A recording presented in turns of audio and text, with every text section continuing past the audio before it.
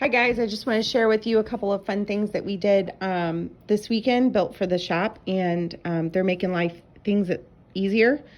So my first thing I want to show you is my new ironing board. It's not really an ironing board, but it goes on top of my ironing board. So here's my regular ironing board. And then this is a huge, let me see if I can get it here for you. This is a huge ironing board that goes on top. So, you know, ironing boards aren't all that wide. And when you're doing something like a Philip Neri, you know, I personally always iron on my galloon, my large galloon. And it's really difficult to do that and shift it around on this tiny ironing board.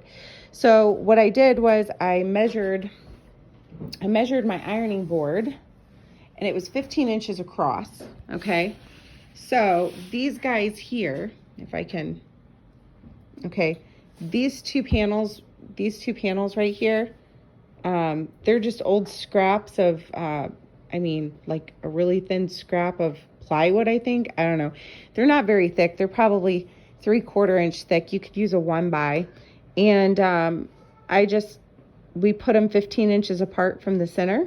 And then I covered the rest of this board. This board is 3 feet wide by 4 feet long.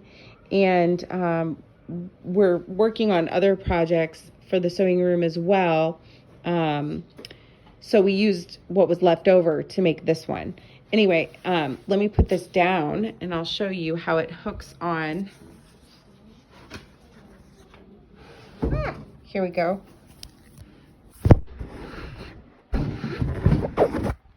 So here we go. It hooks on like this. See here? Okay.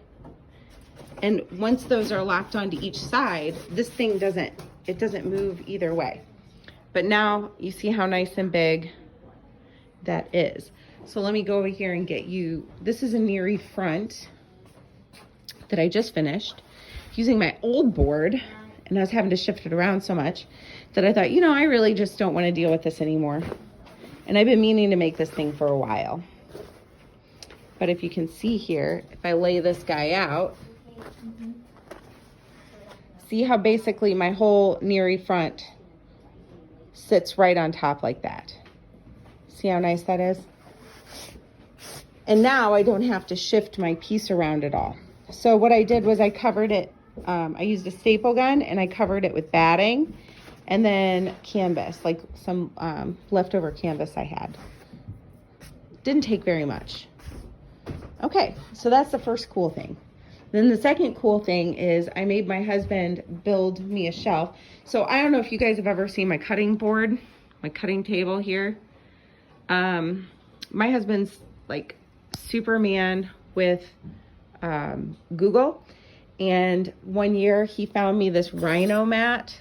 Okay, and it's about the size of a piece of plywood. So it's approximately, it's a little less than 4 foot by 8 foot. Okay, this Rhino Mat, or the measurements actually don't quite go out to 4 feet or 8 feet. See, there's a little wasted space here with these numbers, but this thing is a lifesaver and I love it. So what I was using about 10 years ago was our dining room table, which is this guy here. It was one of those bar height tables, and there just wasn't enough room, to be honest with you. It just wasn't big enough to be cutting and doing things like copes and all that stuff. So he found me that Rhino Mat. He glued 2 pieces of plywood together, you know, and then sunk them down together with screws, and he put this Rhino Mat on top, and then he attached the whole thing to this base, and now it works incredibly well. And this bar height table is just the perfect height. It comes right at my waist. It's the perfect height. So what did he do this weekend?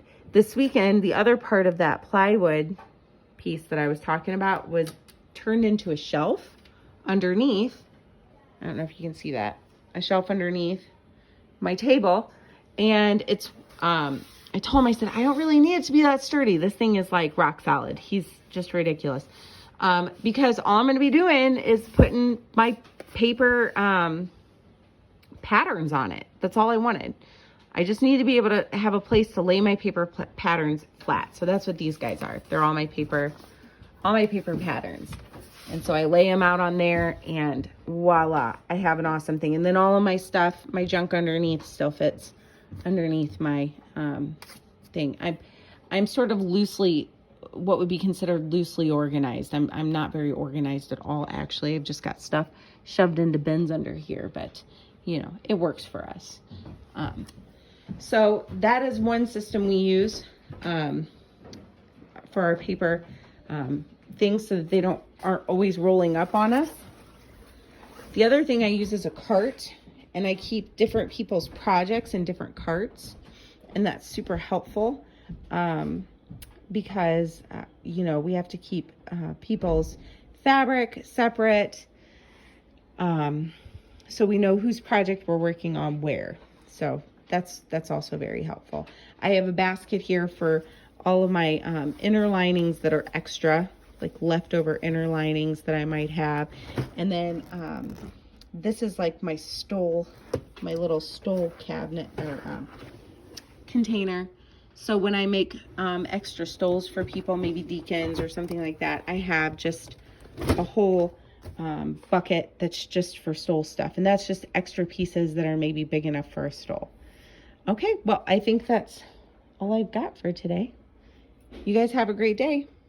Bye.